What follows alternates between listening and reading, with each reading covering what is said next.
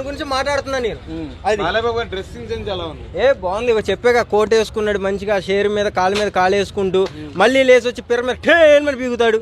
అది చాలా బాగుంది. అంటే ఆ విజువల్స్ కరెక్ట్ గా పెట్టడం, ఆయన దానికి తగ్గట్టు చేయడం, కరెక్ట్ గా సాంగ్ కి ఆ హీరోయిన్ కి ఆయన వేసిన స్టెప్స్ కి కరెక్ట్ గా మొత్తం స్కోర్ సరిపోయింది. ఐటమ్ సాంగ్ రేంజ్ ఉందా? ఐటమ్ సాంగ్ నిజంగా ఐటమ్ సాంగ్ అమ్మ మొగుళ్ళలాగా ఉంది. అది ఐటమ్ సాంగ్ అంటే ఎవడు నమ్మడు. ఐటమ్ సాంగ్ అమ్మ మొగుళ్ళలాగా ఉంది. నిజంగా బాలయ్య బాబు చేసాడంటే అసలు నేను ముందు నమ్మలేకపోతాను. 2-3 సార్లు జూమ్ చేసుకున్నా, ఆయనేనా లేకపోతే ఆయన బాడీ లాగా పెట్టి ఈయన తలకే ఎవరైనా పెట్టి చేసాడా డూబ్ లాగా అనుకున్నా, కానీ బాలయ్య బాబు గారే. ఏమయ్యా ఏం మాట్లాడుతున్నావు నువ్వు? రోజు షర్ట్ వేసుకుంటావు, షర్ట్ మళ్ళీ వేసుకుంటావుగా. ఒకే సబ్బు అయ్యేదాకా అదే సబ్బు రుద్దుకుంటావుగా. మరి అమ్మాయి కూడా అంతే. ఒక ఐటమ్ సాంగ్ చేస్తే ఇంకో ఐటమ్ సాంగ్ బెటర్ అయింది. అది తప్పు. అది తప్పు మాట్లాడుతున్నావు నువ్వు. టాలెంట్ ఉంటే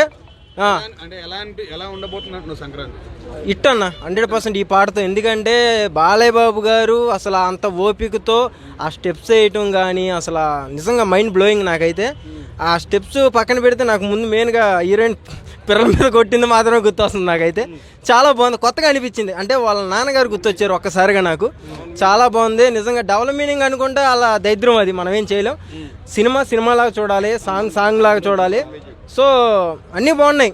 బాగుంది కాబట్టి మాట్లాడుతున్నా. బాగాలేదంటే బాబాయ్ బాగాలేదు వెళ్ళిపోండి అని చెప్తా. బరాబర్ కుక్కను కొట్టినట్టు కొట్టేశాడు అంతే. ఎవరైనా కొట్టారు, కుక్కను కొట్టినట్టు కొట్టారు. బాలయ్య బాబుకి సెట్ అయ్యేటట్టు కొట్టారు. అది నువ్వు వెళ్ళి కొట్టు. మరి అది అక్కడ కూడా అంతే. తమన్ గారు కొట్టారు కాబట్టి తమన్ గారు కొట్టారు, వేరే వాళ్ళు ఒప్పుకోరు కాబట్టి. అది 100% హిట్ ఇది.